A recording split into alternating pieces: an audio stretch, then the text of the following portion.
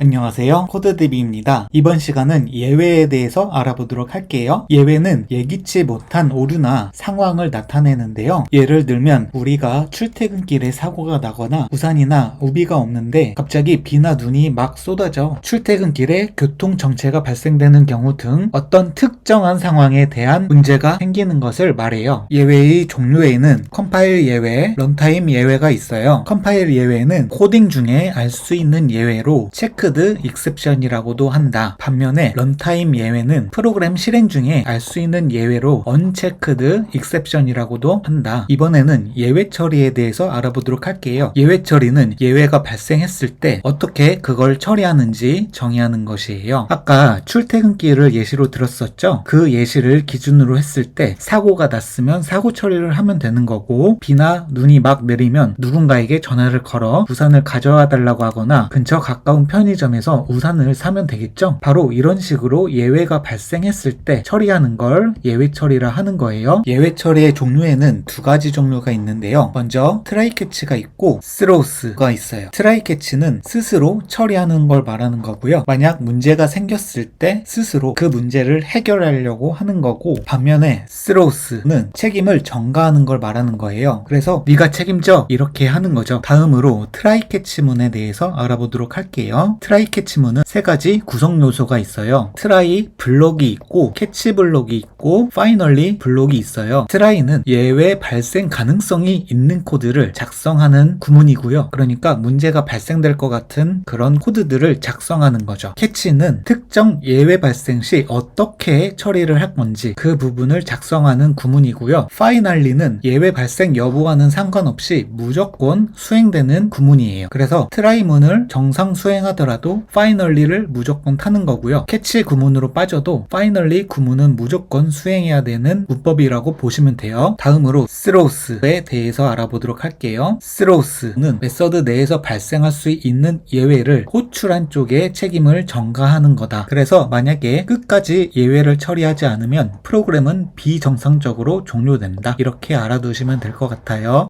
구독 눌러주세요. 오늘 배운 내용 요약해 보도록 할게요. 예외는 예기치 못한 오류나 상황이다. 컴파일 예외는 코딩 중에 알 수 있고, 런타임 예외는 프로그램 실행 중에 알 수 있다. 예외 처리는 예외 발생 시 프로그램이 종료되지 않도록 처리하는 과정이다. 트라이문은 예외 발생 가능성이 있는 코드를 작성하는 구문이다. 캐치문은 특정 예외 발생 시 어떻게 처리할 건지 작성하는 구문이다. 파이널리 문은 예외 발생 여부와 상관없이 무조건 수행된다. 스로우스는 예외를 호출한 메서드 쪽에 책임을 전가한다. 이렇게 배웠죠? 이번 시간은 여기까지 하도록 하겠습니다. 댓글로 많은 참여 부탁드릴게요. 감사합니다.